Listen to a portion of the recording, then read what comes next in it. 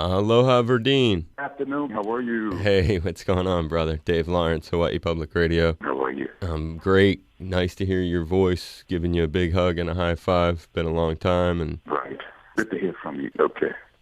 Very excited. It is member-supported Hawaii Public Radio and All Things Considered coming up on September 27th. The three elements returning to the Aloha State at the Blaisdell Arena. Our very special guest and Earth, Wind, and Fire coming to town. It's Verdine White, legendary bassist of the band, joining us for a few minutes today on the program.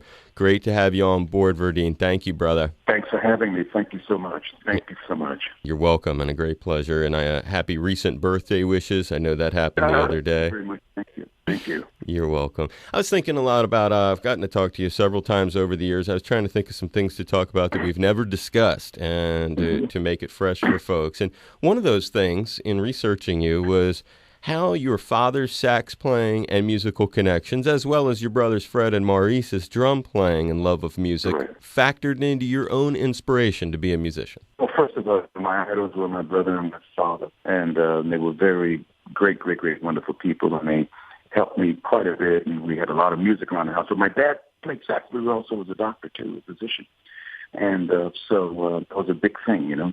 So it was a good, well-rounded household, a lot of music, a lot of culture. The double bass in your high school orchestra class became a critical discovery, it seems like. Yeah, it was. I used to say I picked it, but now we know it picked me. And I loved the bass. I loved how tall it was, and it was different, and I loved the sound of it, you know. And that's what drew you to it. And there's also an individual, Louis Satterfield. Is it true you've given him credit for teaching everything you learned about the bass? Explain. Bass guitar player. First of all, Sat, we called him Sat. You know, he was a trombone player in the Phoenix Horns, and he taught me, and, you know, he played on all those records on chess records when I was a teenager, you know.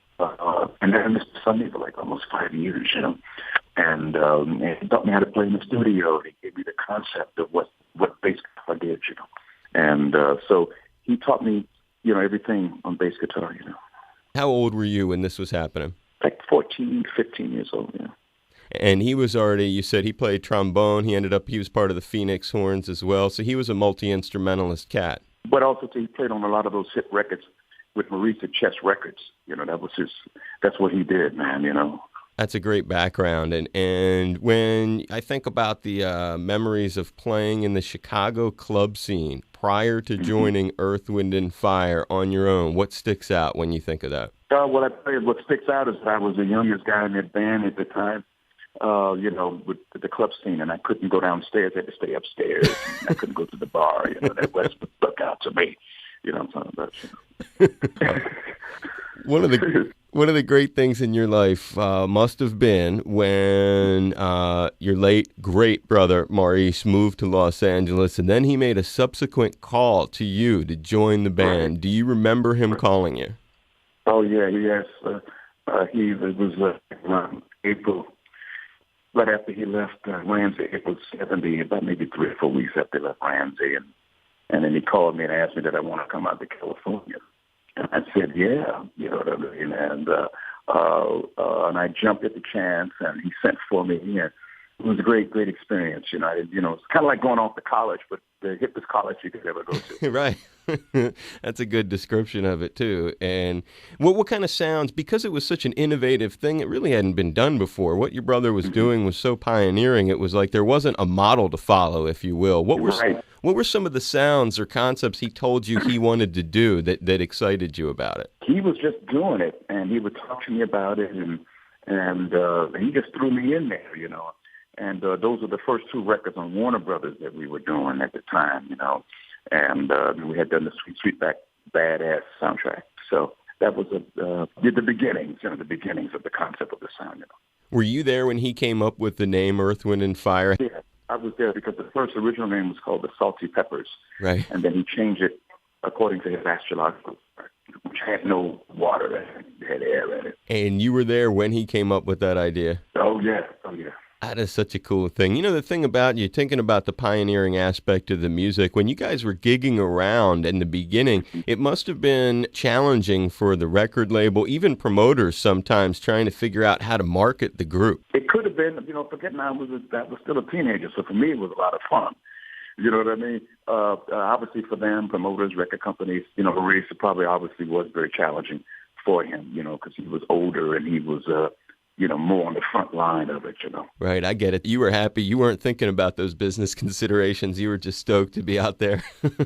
Right, exactly. I didn't know anything about it, you know. I didn't know anything about it. You know? What were some of the most unusual bills you remember, Verdine, in terms of bands that you were like, wow, I can't believe we're playing on the same bill with these guys? Well, when we first went out, we went out with people like War and Curtis Mayfield and Uriah Heep, Rod Stewart, the Eagles, Tower and Power. So we were doing bills like Weather Report, Stevie Wonder. We were doing stuff like that, you know.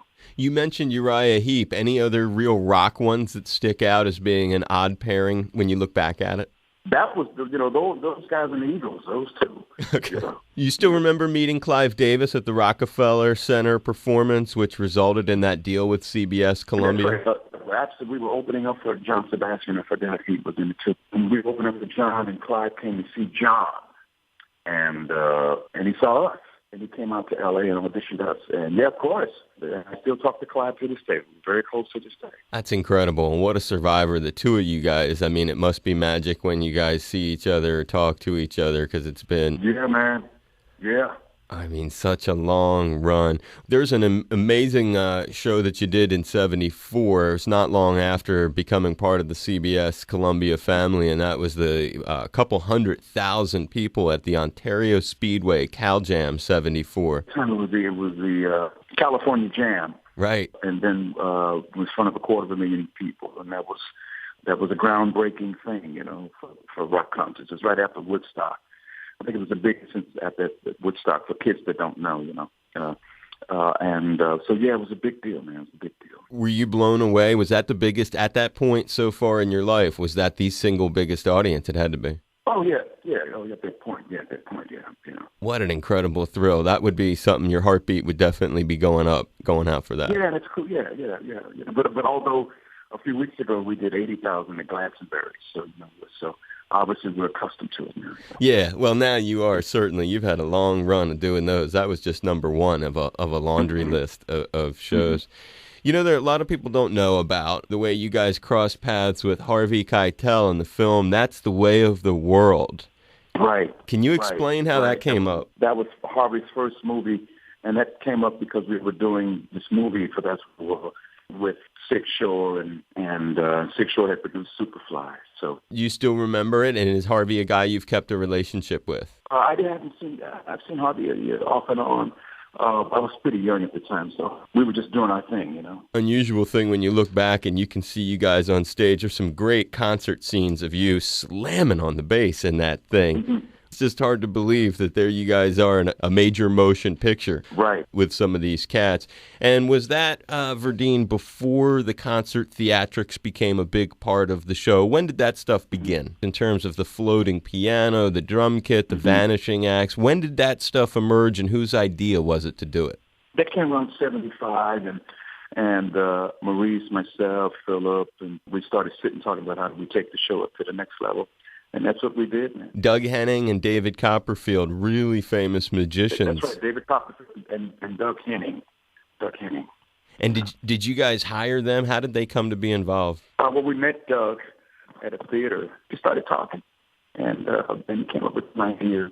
You know, we were all creators together, you know. Very creative thing, like the flying flying pyramid. Was that one of their ideas? Yeah, but it was all our ideas, too, you know, because, you know, you have to have the artist to do it. You have to have the right artist to do it. Right, sure. One of those, it's funny, my loyal listener, Steve, sent me a review of your debut concert in Hawaii. Speaking of theatrics, it was... I think that was at the Waikiki Shell.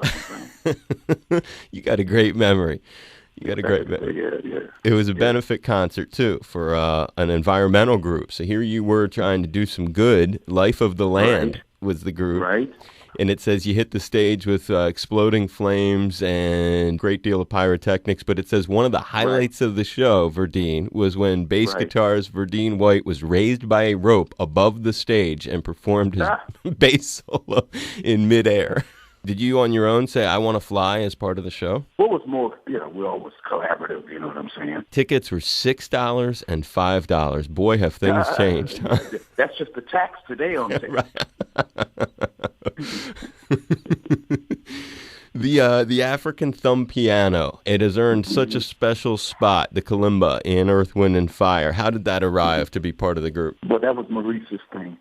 The thumb piano, he played that with Ramsey, and that's how he got started with that, It's always just earned that special spot, I guess, as one of the sounds of the group.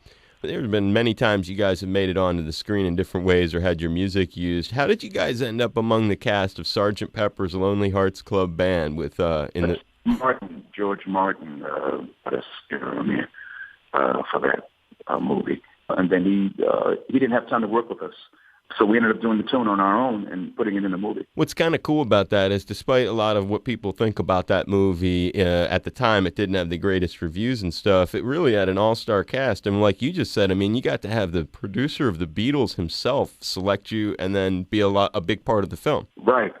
An unusual gig that we've talked about before, but I didn't realize you had done it a couple times. You played at the White House for multiple presidents, Bill Clinton and Barack Obama. We did for President Clinton at the end of his term, and then for Barack 5 times. So it's been great. Our music, has obviously transcended every generation way up to now. 2016, and we have a lot of kids that come, and things like that. You know what I mean? And we did Glastonbury, and we did Firefly, Bonnaroo with Kendrick Lamar.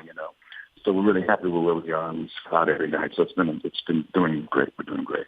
And you played for the president 5 times. Is that what you said? Well, we did. We did his governor's ball. We did the Beverly Hilton. We did the Christmas in Washington. We did the Kennedy Center with him last year. So it's great. So as I said before, to in a nutshell, obviously the music has been very powerful, and people like it. And then when we come to Hawaii in a few weeks, they're going to have a great time. Anything when you think about Hawaii and your long connection? I had an interesting thing said to me this morning, actually. Somebody was saying, the same groups come back to Hawaii many, many times, and other bands will never sort of play here.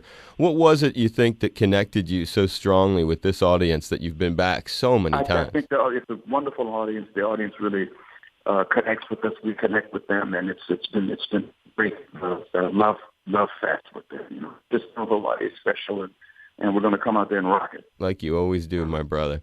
Well, we're really looking forward to you coming back. I look forward to it. Had a great time chatting with you backstage at the Blaisdell a few years ago when you were here. Hopefully we can set something up like that when you're here. I'd love to be able to chat with you when you come to town. And you put such a great show on today, crossing generations, as you pointed out. It's been so many decades. You incorporate so much into your set list. So we're really looking forward to it, Verdine. I appreciate you taking some time for me today here on member-supported Hawaii Public Radio. It's great to connect with you again. Thank you. I'm looking forward to it. I'll see you when we get there. You be safe. And hi, this is Verdine White of Earth, Wind, Fire, and you're right where you should be with man David Lawrence. Give you a big hug. I'll see you when you get here, Verdine. Okay. Aloha. Aloha, brother.